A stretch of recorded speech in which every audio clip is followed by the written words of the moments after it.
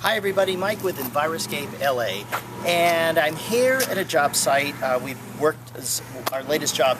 This is the new California-friendly landscape. And what I mean by that is that in the old days, it used to be great. We used to put in sprinklers, overhead sprinklers, grass, a few plants, done, go on to the next job. The new California-friendly landscape actually needs a lot more thought put into it. It needs drought-tolerant plants, or what we call California-friendly plants. It also needs drip irrigation. We do have lighting, and does it mean that you can't have water features? No. You can have a water feature that recycles. Nice thing about water features is if they're built right, they actually bring the birds and the butterflies in. Fabulous thing. Also, I wanted to take a little bit of time and show you the elements of the California landscape. For example, we have over here, I'll just list a few of the things we have. Here's the Pittosporum silver sheen. It's a great lacy plant. It'll actually get bigger, great for a corner of a house. We have our low voltage lighting there. You can do LEDs to make for less electricity. We have a this is going to grow into a small tree. These things actually, when their roots are established, they actually don't like water. They'll actually start turning yellow. It's an amazing plant. Mexican sage. It's a native to hot, dry areas of Mexico. And over here is a gravia tree. This gets big, beautiful red flowers. A couple of sages. And then down here, at the heart of the system, is we have the Rainbird Copper Shield Technology drip irrigation. Here's the valves right here. You empty those out. Actually, it's got quite a bit of debris, so I'm glad we're checking this out. Actually had quite a bit of debris in it. Not uncommon with a regular system. Here is this is an air relief valve.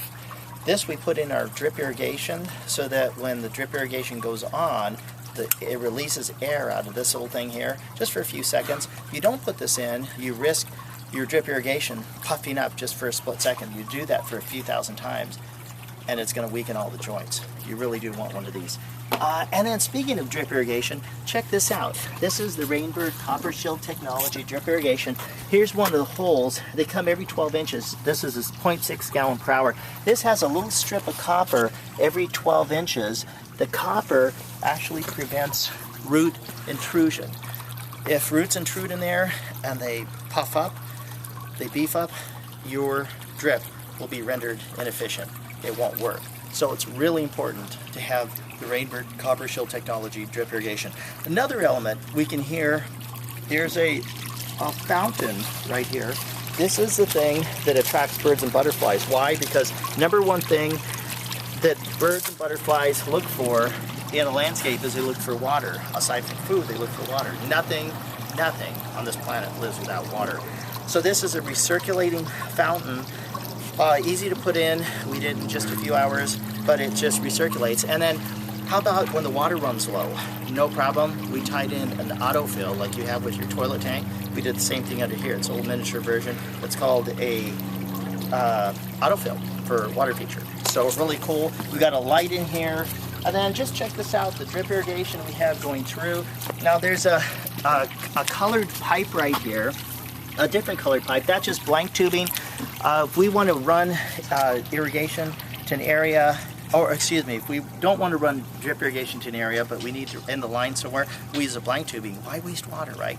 Now, who says that you can't have beautiful plants?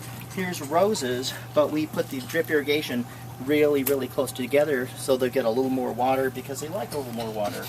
And then over here we have native grass. Last Saturday, a week ago, LA Times talked about lawn is not the evil thing people are making it out to be. Lawn is actually a really good thing. It's a carbon sink. It actually sucks in carbon, which we produce when we pollute with cars and so on. We even breathe out carbon dioxide. So the grass sucks that in and it gives us oxygen in return. Really great thing to have. Grass, native grass. In fact, the nice thing about this grass is that you don't have to mow it. It's called mow-free native lawn. You don't have to mow it. I mean, it doesn't get any better than that. And it's native, so we put drip irrigation on the bottom, so there's no overhead spray, won't go on the sidewalk. In fact, it could be on right now. You wouldn't even know it because it's all underground. The whole goal of irrigation is to water underground.